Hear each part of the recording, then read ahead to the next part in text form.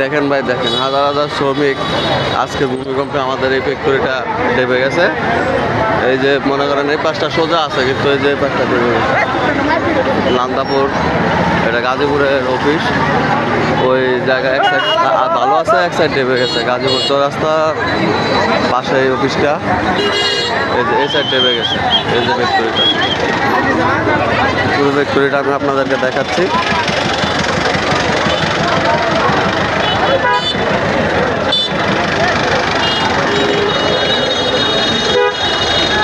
ফ্যাক্টরিটা অনেক বড়।